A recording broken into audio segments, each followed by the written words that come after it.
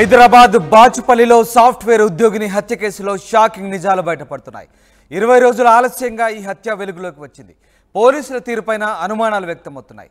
భార్య మధులతను చంపేసి యాక్సిడెంట్గా చిత్రీకరించేందుకు భర్త నాగేంద్ర భరద్వాజ ప్రయత్నించాడు. హత్య చేసిన తర్వాత భార్య శరీరాన్ని ముక్కలుగా నరికేందుకు నాగేంద్ర ప్రయత్నించాడు. సుత్తి, కత్తి సహాయంతో మధులత కాలు, చేయిని సగం వరకు నరికాడు నాగేంద్ర. ఎముకలు బలంగా ఉండడంతో నాగేంద్ర ఆగిపోయాడు. గ్యాస్ లీక్ చేసి యాక్సిడెంట్గా మలిచేందుకు ప్లాన్ చేశాడు. ఇంటి నుంచి పారిపోయి ఆసుపత్రిలో చేరి డ్రామా క్రియేట్ చేశాడు. నాగేంద్ర, అతని తల్లిదండ్రులు, అక్క, బావుపై తీవ్ర చర్యలు తీసుకోవాలంటున్నారు మధులత పేరెంట్స్. నాగేంద్రకు డబ్బు పిచ్చి ఉందని, సైకోగా బిహేవ్ చేసేవాడని మధులత తల్లిదండ్రులు చెప్తున్నారు. అదనపు కట్నం కోసం మధులతను కొట్టాడంటున్నారు ఆమె పేరెంట్స్. పంచాయతీ పెట్టి నచ్చజెప్పామని, తాను చూసుకుంటాలే అని మధులత చెప్పిందంటూ పేరెంట్స్ వాపోయారు. నాగేంద్ర పెద్ద ఈగోయిస్ట్ అని, సైకో అంటూ మధులత పేరెంట్స్ ఆరోపిస్తున్నారు. నాగేంద్ర అక్క, బావ పాత్ర కూడా ఉందంటున్నారు మధులత పేరెంట్స్. నాగేంద్ర తల్లిదండ్రులు కూడా వేధించారని మధులత పేరెంట్స్ అంటున్నారు. అయితే చంపితే చంపాడు, అయితే ఏంటి అన్నట్లు నాగేంద్ర అమ్మ, నాన్న మాట్లాడుతున్నారంటూ పేరెంట్స్ ఆరోపిస్తున్నారు. ఇక పోలీసులు కూడా నిర్లక్ష్యంగా ఉన్నారని మధులత పేరెంట్స్ చెప్తున్నారు. సుత్తితో కత్తిని కొట్టి కాలు, చేయి నరికేశాడంటున్నారు పేరెంట్స్. మొత్తం మీద అత్యంత కిరాతకంగా నాగేంద్ర తన భార్య మధులతను చంపిన వైనం కనబడుతూ ఉంది. ఎస్, మనం చూస్తున్న దృశ్యాలు ఒక్కసారిగా హత్య జరిగిన ప్రదేశంలో ఆ దృశ్యాలు. నాగేంద్ర మధులతను హత్య చేసి దాన్ని గ్యాస్ లీకేజ్ ఘటనగా మలిచే ప్రయత్నం చేశాడు. ఆ మంచం దగ్గరే డెడ్ బాడీని పడేశాడు. అక్కడే గ్యాస్ కనబడుతుంది, మనకు గ్యాస్ బండ కనబడుతుంది. గ్యాస్ లీక్ చేసి దాన్ని గ్యాస్ లీకేజ్ ఘటనగా నమ్మించే ప్రయత్నం చేశాడు నాగేంద్ర. తర్వాత ఆయన ఆసుపత్రిలో చేరి పెద్ద డ్రామాని క్రియేట్ చేశాడు. ఒక చిన్న బాబు కూడా ఉన్నారు.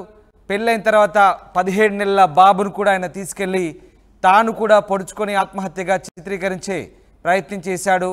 ఓ ఫ్రెండ్ దగ్గరికి వెళ్ళాడు. అక్కడ ఈ డ్రామా అంతా క్రియేట్ అయింది. ఆయన తర్వాత ఆసుపత్రిలో చేరాడు. ఆ బెడ్రూమ్ విజువల్స్ మనం చూడొచ్చు, డిస్టర్బింగ్ విజువల్స్. ఒకసారి మనం గమనించినట్టయితే బెడ్రూమ్లో, అదే బెడ్రూమ్ దగ్గర మధులతను చంపి పారేశారు. విచక్షణారహితంగా సుత్తితో, కత్తితో విచక్షణారహితంగా పొడిచి కొట్టి చంపాడు నాగేంద్ర. విచక్షణ మరిచి కట్టుకున్న భార్యను అత్యంత కిరాతకంగా విచక్షణారహితంగా చంపి అక్కడే ఆ బెడ్రూమ్లోనే పడేసిన ఘటన మనకు కనబడుతోంది. అక్కడే గ్యాస్ బండ కూడా కనబడుతోంది. వస్తువులన్నీ కూడా చెల్లా చెదురుగా కనిపిస్తూ ఉన్నాయి. ఆ ప్రాంతంలో, ఆ బెడ్రూమ్లో మధులతను చంపి పారేసిన అదే బెడ్రూమ్లో చంపి పారేశాడు. తిరిగి ఆ వస్తువులన్నీ కూడా అక్కడ చిందరవందరగా పడేసి అక్కడ ఏదో గ్యాస్ లీకేజ్ అయిన ఘటనగా అభివర్ణించే ప్రయత్నం చేశాడు. దానికి సంబంధించిన దృశ్యాలు మనం చూస్తూ ఉన్నాం. నాగేంద్ర ఇంటి లోపల ఆ దృశ్యాలు మనకు కనబడతా ఉన్నాయి. బెడ్రూమ్ అంతా కూడా చిందరవందరగా పడి ఉంది. అక్కడ ఏదో అనుకోని ఘటన జరిగింది, గ్యాస్ లీకేజ్ ఘటన జరిగింది, ఇంకా ఏదో ప్రమాదవశాత్తు జరిగిన ఘటనగా అభివర్ణించే ప్రయత్నం చేశాడు. దానంతా పెద్ద డ్రామాగా క్రియేట్ చేసే ప్రయత్నం చేశాడు. కానీ నాగేంద్ర బండారం అంతా బయటపడింది.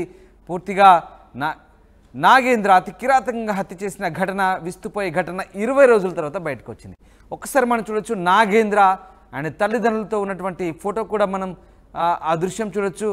నాగేంద్ర తల్లిదండ్రులు, నాగేంద్రకి ఇరువైపులా తల్లి, తండ్రి ఉన్నారు. వీళ్ళు కూడా నాగేంద్ర హత్య చేసిన తర్వాత కూడా ఆయన సమర్థించే ప్రయత్నం చేశారని మధులత పేరెంట్స్ ఆరోపిస్తున్నారు. చంపాడ్లా ఏమైందిలే అన్నట్టుగా వాళ్ళు మాట్లాడుతున్నారంటూ మధులత పేరెంట్స్ ఆరోపిస్తున్నారు. అలాగే నాగేంద్ర అక్క, బావ కూడా అందరూ టోటల్గా నాగేంద్ర ఫ్యామిలీ అంతా కూడా మధులతను చంపినప్పటికీ వాళ్ళంతా కూడా ఆ హత్యలో వీళ్ళంతా కూడా వాళ్ళ ప్రమేయం ఉంది, వాళ్ళంతా కూడా సహకరించారంటూ మధులత పేరెంట్స్ అయితే ఆరోపిస్తున్నారు. ఓవరాల్గా మధులత హత్య, సాఫ్ట్వేర్ ఉద్యోగిని మధులత హత్య ఉదంతం దాదాపు 20 రోజుల తర్వాత బయటకు వచ్చింది. ఇద్దరు కూడా సాఫ్ట్వేర్ ఉద్యోగులుగానే పనిచేస్తున్నారు. అయితే నాగేంద్రకు డబ్బు పిచ్చి ఎక్కువని, అదనపు కట్నం కోసం వేధించడంతో పాటు మధులతపై అనుమానం పెంచుకొని ఆమెను విచక్షణారహితంగా కొట్టి చంపాడంటూ మధులత పేరెంట్స్ అయితే ఆరోపిస్తున్నారు.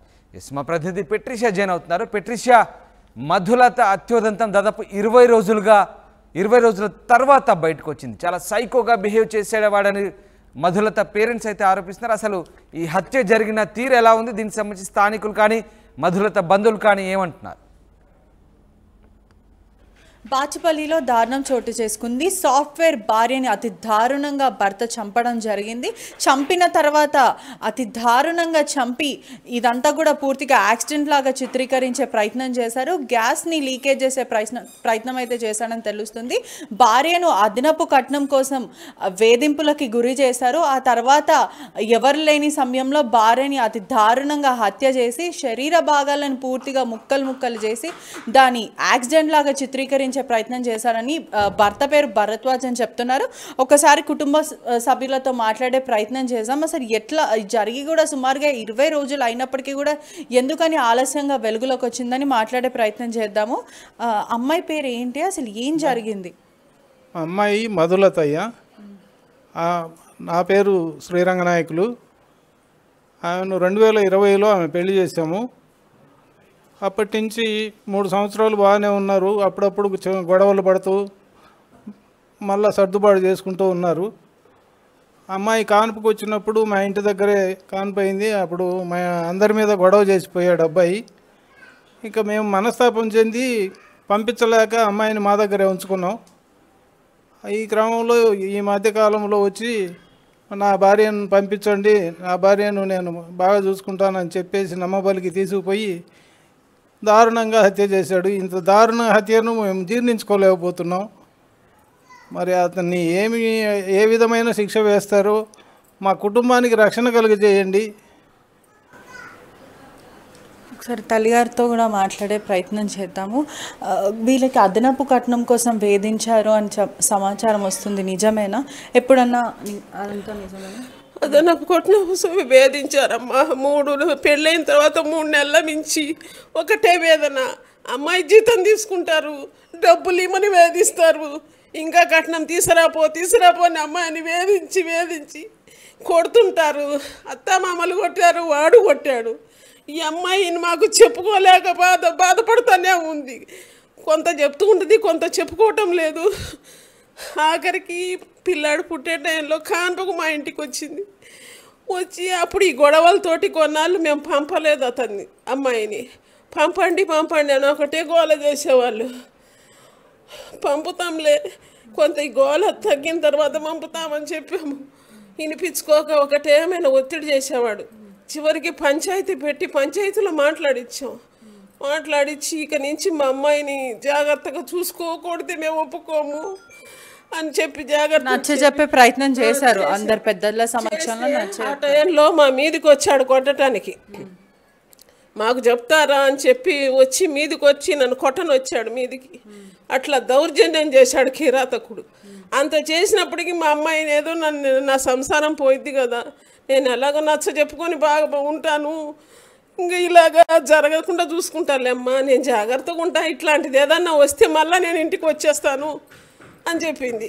సరేనమ్మా నేను నమ్మి పంపించాము.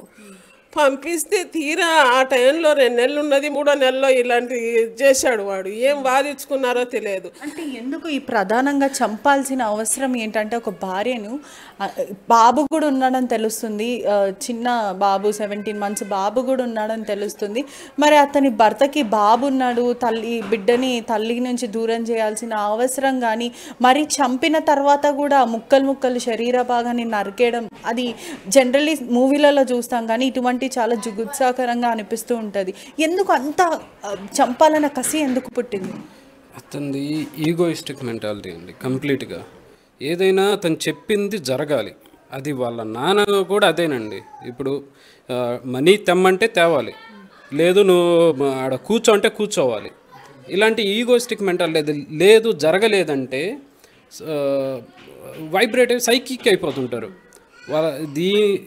సైకిక్ బిహేవియర్ అండి ఇది. దీని వెనక ఇది జరిగింది అతనే కాదు, దీని వెనక వాళ్ళ అమ్మ నాన్న జరిపించారు.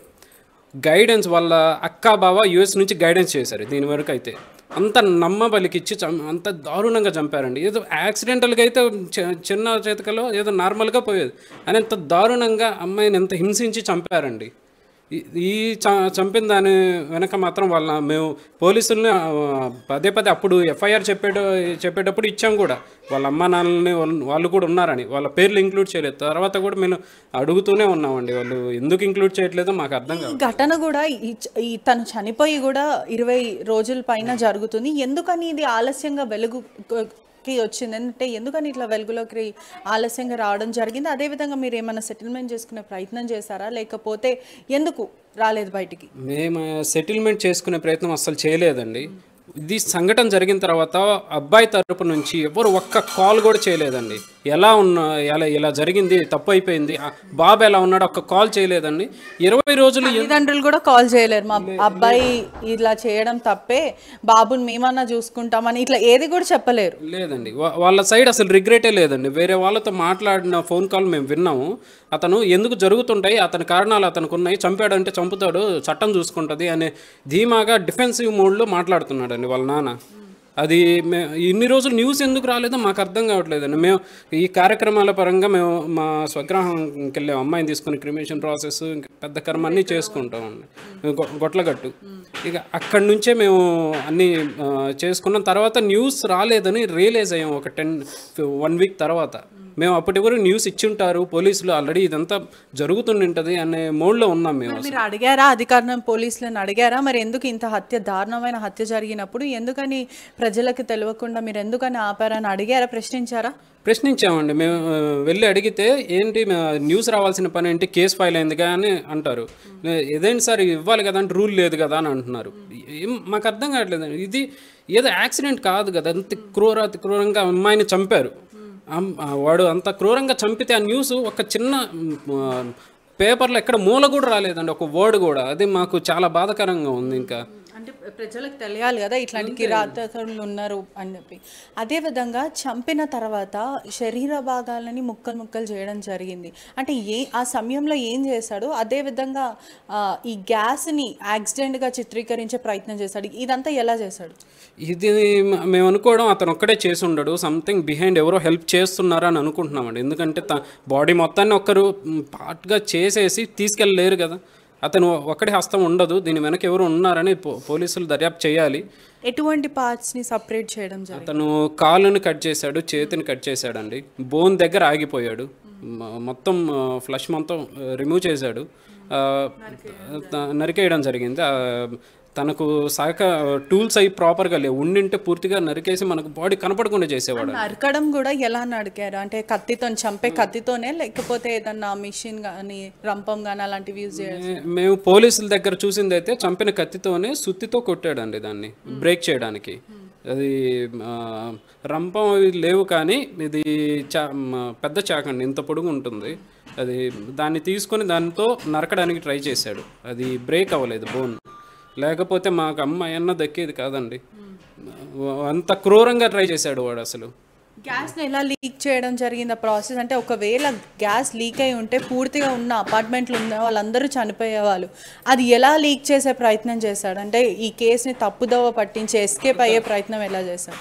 అది తన ఇంటెన్షన్, మెయిన్ ఇంటెన్షన్ తన యాక్సిడెంట్గా క్రియేట్ చేయాలనుకున్నాడు. 2 గ్యాస్ సిలిండర్లు అండి ఉంది, 2 లీక్ చేశాడు, విండోస్ అన్నీ క్లోజ్ చేశాడు, కరెంటు వైర్లు ప్లగ్లో పెట్టేశాడు.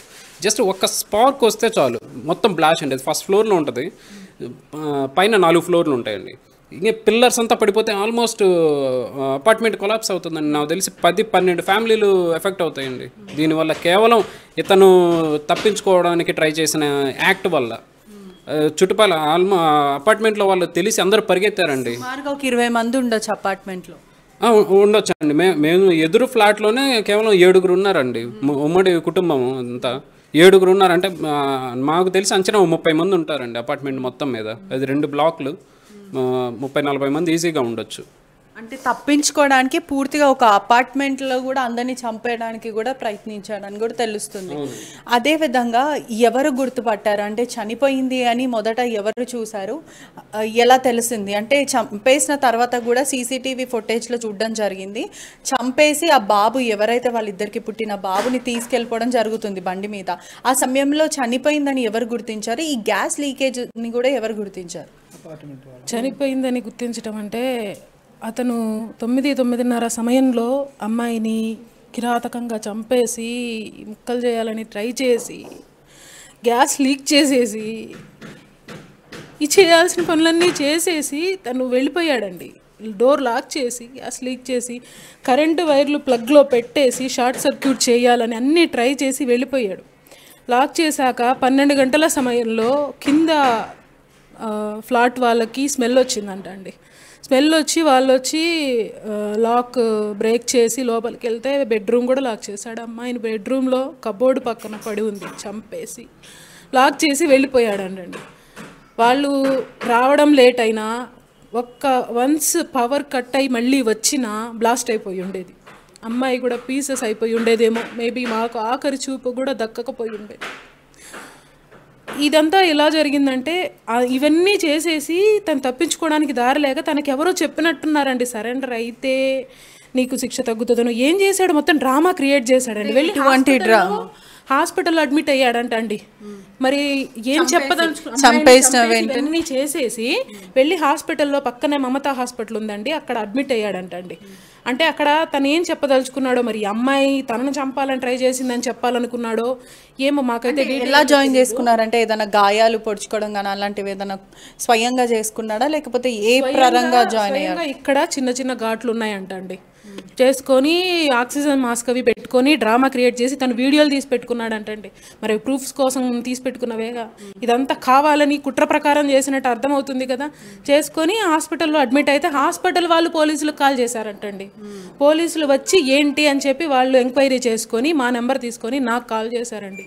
రాత్రి 12:39 మేము ఇక్కడ లేము, సమ్మర్ హాలిడేస్కి ఊరెళ్ళున్నాం.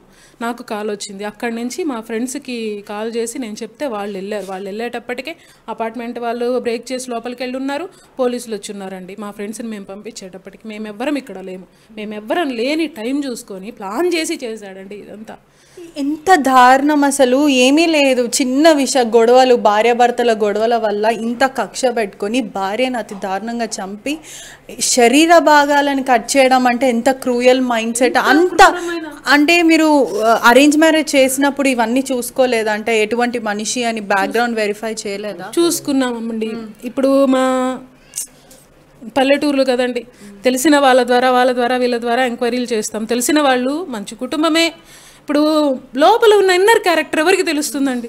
అంత ప్రధానంగా చంపడానికి కారణం ఏంటి? అందులో పెద్ద కారణం అంటే డబ్బు పిచ్చి. ఆడికి డబ్బు పిచ్చి అండి. పెళ్ళి అయిన దగ్గర నుంచి ఆ అమ్మాయి జీతం సరిపోదు. అమ్మాయి అంత సంపాదిస్తుంది. ఇప్పుడు 1,50,000 శాలరీ ఉన్నా ఆ మొత్తం తీసుకున్నా సరిపోదు. మా దగ్గర సంవత్సరానికి 60 lakhs ప్యాకేజ్, సుమారుగా 16 లక్షలు అండి అమ్మాయికి. 16 లక్షల ప్యాకేజ్. అతనికి ఎంత ఉంటుంది? తక్కువ అండి, అతనికి 10 లక్షలని వాళ్ళు చెప్తున్నారు, మాకు ఎగ్జాక్ట్ గా తెలియదు. ఈ అమ్మాయి డబ్బు అంతా ఎవరికి మరి తీసుకుంటారండి? ఆ అబ్బాయి వాళ్ళ నాన్న. అంటే ఈ నెలకి 1,50,000 సరుకు పోయినా కూడా మళ్ళీ ఇంకా అడుగుతూనే ఉంటారు, అదనపు కట్నము, వేధింపులు. 2 years బ్యాక్ ఆ ఫ్లాట్ కొన్నారండి. ఇప్పుడు మా అమ్మాయిని చంపిన ఫ్లాట్ కొన్నారు. ఆ ఫ్లాట్ కొనేటప్పుడు డబ్బులు కావాలని మా నాన్నగారిని మా తమ్ముడిని అడిగిచ్చారండి. వీళ్ళ దగ్గర నుంచి కొంత తీసుకున్నారు కూడా. అప్పుడు 2 years బ్యాక్ అండి, 2022లో ఆ ఫ్లాట్ కొన్నారు.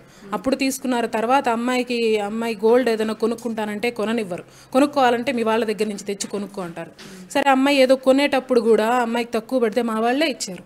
ఇలా వీళ్ళ దగ్గర నుంచి తీసుకుంటారు. ఆ అమ్మాయి శాలరీ తీసుకుంటారు. ఆ అమ్మాయి కొన్న గోల్డ్ ఏది అమ్మాయి దగ్గర ఉండదు, మేము పెట్టిన గోల్డ్ ఉండదు, మొత్తం బ్యాంక్లో పెట్టేసుకుంటారు. ఇప్పుడు ఎవరైతే భరద్వాజ్ వాళ్ళ తల్లిదండ్రులు ఏమంటున్నారు అంటే, ఇంత హత్య చేసిన కొడుకుని సమర్థించుతున్నారా, లేదంటే చిన్న బాబు ఉన్నాడు కదా, అయిందేదో అయిపోయింది, ఆ చిన్న బాబునన్నా మేము చూసుకుంటామని ఇలాంటివి ఏదైనా చెప్పే ప్రయత్నం చేస్తారు? లేదండి, వాళ్ళు సమర్థించట్లేదు. వాళ్ళు మనుషుల్లాగా ప్రవర్తించడం లేదు. వాళ్ళు తన కొడుకునే సమర్థిస్తున్నారు. కానీ ఇంత దారుణంగా కోడల్ని చంపాడే, ఇంత కిరాతకంగా చేశాడు నా కొడుకేనా కానీ వాళ్ళ మనసు ఉండాలి కదండి. చిన్న బాబు ఎలా ఉన్నాడు మీరు చూసుకుంటున్నారా, ఎక్కడ క్రిమిషన్ చేశారు పాపని ఏంటి అని మమ్మల్ని ఇంతవరకు మాకు డైరెక్ట్గా ఒక ఫోన్ కాల్ కాదు కదా, తెలిసిన వాళ్ళ ద్వారా కూడా ఏ వివరాలు కనుక్కోలేదు. వాళ్ళ అమ్మా నాన్న పోలీస్ స్టేషన్ చుట్టూ అతన్ని విడిపించుకోవడానికి బెయిల్ కోసము కేసు యొక్క తీవ్రత తగ్గించే విధంగా ప్రయత్నాలు చేస్తున్నారండి. జరిగిన దగ్గర నుంచి వాళ్ళు ఉండేది దర్శిలో అయితే అక్కడి నుంచి వచ్చి ఇక్కడ హైదరాబాద్లో ఉంటూ డైలీ పోలీస్ స్టేషన్ చుట్టూ తిరుగుతున్నారండి. ఈ కేసు ప్రభావం తగ్గించడానికి, క్రిమినల్ని తప్పించే ప్రయత్నం చేస్తున్నారు. తప్పించి ఇంకే ఏం చేయాలని చేస్తున్నారు. ఎంతమంది ఆడపిల్లల్ని ఈ రకంగా పొట్టన పెట్టుకొని పట్టుకోవాలనుకుంటున్నారు. అంటే తప్పించి తీసుకెళ్ళి వాడికి మళ్ళీ పెళ్లి చేద్దామనా, మళ్ళీ ఇంకొకరిని చంపుదామనా? ఏంటి వాళ్ళ ఉద్దేశం? మాకు ఏ విధంగా న్యాయం జరగాలి? మా పాపని ఇంత కిరాతకంగా చంపాడే, అలాంటి ఒక సంఘ విద్రోహ శక్తి కదా అతను, సంఘానికి పనికొస్తాడా? అలాంటి వాడిని వదలచ్చా? ఏం చేస్తుందండి మాకు ఈ సమాజము, మీ మీడియా, ఈ చట్టము మాకు ఎటువంటి న్యాయం చేస్తుంది? మా అమ్మాయిని చంపేశారు, ఆ అమ్మాయికి ఏ విధంగా న్యాయం చేస్తుంది చెప్పండి. మీరు ప్రస్తుతం ఏ విధంగా న్యాయం కోరుకుంటున్నారు? ఏదైతే మీకు జరిగిందో అది చాలా అన్యాయమైన విషయము. చిన్న బాబు కూడా ఉన్నారు. అసలు మీరు ఏ విధంగా న్యాయం కోరుకుంటారు? మీ డిమాండ్స్ ఏంటి? వీలైనంత త్వరగా, ఎంత త్వరగా వీలైతే అంత త్వరగా అతన్ని బయటికి రానివ్వకూడదు, కఠినంగా శిక్షించాలి. ప్రభుత్వం ఎటువంటి శిక్ష వేస్తుంది? ఇంత కఠినంగా, ఇంత క్రూరంగా చేసే వాళ్ళకి ఎటువంటి శిక్షలు వేస్తారండి? అతను బ్రతకొచ్చా? బ్రతకడానికి అర్హుడేనా? ఒక సాటి మనిషిని ఇంత క్రూరంగా, భార్య అన్న ప్రేమ జాలి లేకుండా చంపి ముక్కలు చేయాలి, గ్యాస్ లీక్ చేసి 10 కుటుంబాలను చంపాలని ప్రయత్నం చేసిన వాడిని వదిలిపెట్టొచ్చా అండి? ఏం చేయగలుగుతారు? అది మేము కోరుకుంటున్నాం. పైగా మా చిన్న బాబు ఉన్నాడు, వాడి రక్షణ, సంరక్షణ కావాలి మాకు. ప్రస్తుతం మీ కుటుంబానికి కూడా ప్రాణహాని ఉంది అని అనుకుంటున్నారా మీరు? భయపడుతున్నాం, రిలీజ్ అయ్యి వస్తే ఏ విధంగా చేస్తాడో అని భయపడుతున్నాం. మా కుటుంబ సభ్యులందరినీ నేను ఏ విధంగా రక్షించుకోవాలా అని చెప్పేసి భయపడుతున్నాము. మీకు చూస్తుంటే కూడా ఆరోగ్య పరిస్థితి మీకు కానీ మీ ఆవిడకు కానీ అసలు బాగాలేనట్టు అనిపిస్తుంది. నేను లంగ్ క్యాన్సర్తో బాధపడుతున్నాను. నేను నా ట్రీట్మెంట్ కోసమే మేము బాధపడతా ఉంటే ఈ లోపల అమ్మాయిని చంపి మమ్మల్ని మానసికంగా కుంగదీశాడు. మేము కోలుకోలేని పరిస్థితి మాది. అందుకని ఇంకా అతన్ని విడిపించాలని ప్రయత్నాలు చేస్తున్నారండి. మా బిడ్డను నిలువున అంత క్రూరంగా, పాశవికంగా చంపింది కాక కిరాతకుడిని విడిపించడానికి ప్రయత్నం చేస్తున్నారండి. వాళ్ళ మనుషులేనా? ఏం చేస్తుంది సమాజం? ఎటువంటి సమాజంలో ఆడపిల్లల్ని వదిలేస్తున్నాము? చిన్న పిల్లల్ని, ఆడపిల్లల్ని చూస్తుంటే భయం వేస్తుంది. మాకెలాంటి రక్షణ కల్పిస్తారు? మా బిడ్డను మాకు ఎలా తిరిగిస్తారు? మా కడుపు కోత ఎలా తీరుతుంది? వాడికంత కోపం ఉంటే వదిలేస్తే అమ్మాయిని మేము తెచ్చుకునే వాళ్ళం కదా. చిన్న బాబు ఉన్నాడు, పాలు తాగుతాడు, వాడు ఎత్తుక్కుంటున్నాడు అమ్మ అమ్మ అని. నా చెల్లెల్ని ఎవరు తెచ్చిస్తారు? మా నాన్నకి ఎవరి బాధ తీరుస్తారు? లంగ్ పేషెంట్, క్యాన్సర్ పేషెంట్ ఆయన, ఆవిడకి ఆర్థరైటిస్, మా అమ్మ తిరగలేదు. ఇంత దారుణమైన పరిస్థితిలో ఉన్న మాకు ఈ కడుపు కోత తగ్గుతుందా? మేము భరించగలమా?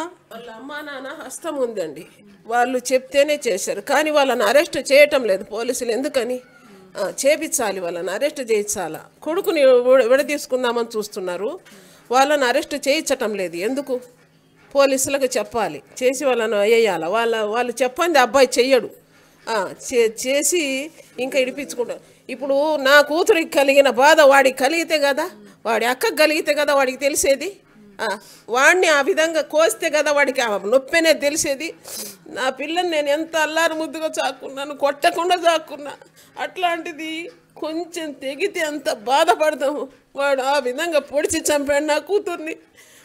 ఎంత నరకం అనుభవించింది. నాకు ఎంత కడుపు కోత పెట్టాడు వాడు, రాక్షసుడు, నరరూప రాక్షసుడు. అసలు అట్టోడు ఉండొచ్చా? ఉండకూడదు.